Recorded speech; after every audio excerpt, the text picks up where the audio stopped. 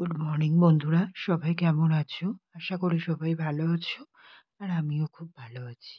তো দেখো, এখন বাজে হচ্ছে সকাল ৮টা ১০। তো আমি উঠে ফ্রেশ হয়ে নিয়ে এখন দোকানে চলে এসলাম। দোকানে এসে দেখো, এখানে আমার দোকান খুলে ঠাকুরকে ধূপ দেখানো হয়ে গেছে। সাথে দোকানটাও তোমাদেরকে একটু ঘুরে দেখিয়ে দিলাম।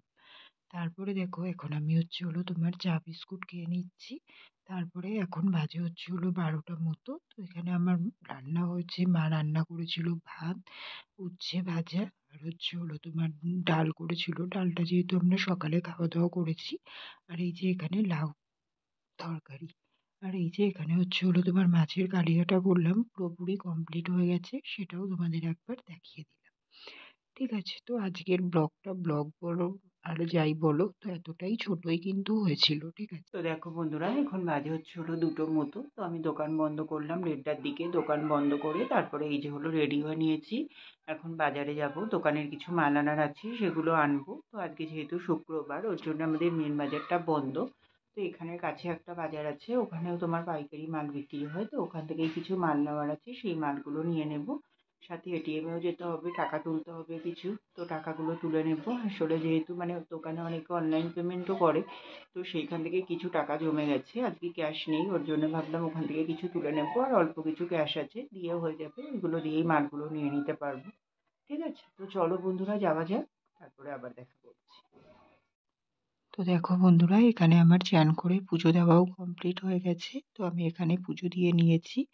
আর ঠাকুরের পুজোর এখানটা সিংহাসনটা কেমন লাগছে সবাই অবশ্যই কমেন্ট করে জানিও। ঠিক আছে, তো দেখো বন্ধুরা, এখন বাজে তোমার 3:30 মতো। তো আমি পুজো দিয়ে নিলাম, তোমরা তো দেখলে। পুজো দিয়ে নিয়ে তারপরে তোমার খাওয়া দাওয়া করলাম। তো খাওয়া দাওয়া করলাম তোমার ওই লাউ ঘন্ট, আর তোমার মাছের কালিয়া করেছিলাম, পোনা মাছ আলু দিয়ে।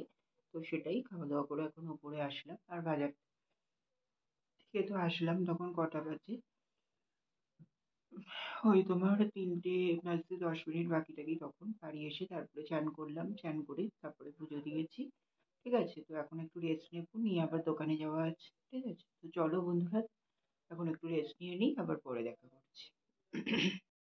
তো দেখো বন্ধুরা, এখন বাজে 5টা মতো। তো আমি উঠলাম 4:45টার দিকে।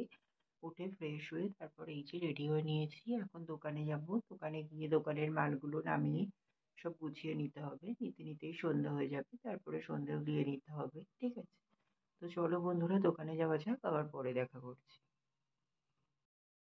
তো দেখো বন্ধুরা, এখন বাজে রাত 10:30টা মতো। তো আমি এখনই দোকান থেকে আসলাম। তোমাদেরকে তো তখন বললাম বিকেলে যে দোকানে যাবার আগেই তোমাদের সামনে এসেছিলাম। তো দোকানে চলে গেছিলাম, গিয়ে যথারীতি দোকান খুলে নিয়ে দোকানের মালগুলো সব গুছিয়ে নিলাম। গুছিয়ে নিয়ে তারপরে একটুখানি বসতে পেরেছিলাম 5-10 মিনিট মতো।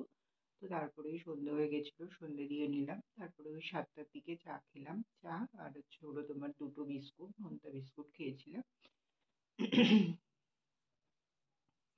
তারপরে দোকানেই ছিলাম। তারপরে এই যে দোকান বন্ধ করে আসলাম 10টার দিকে। দোকান বন্ধ করে তারপরে তোমার খাওয়া দাওয়া করলাম। খাওয়া দাওয়া করলাম তোমার ভাত, আর তোমার ওই যে পোনা মাছ আলু দিয়ে কালিয়া মতো করেছিলাম, ওটাই।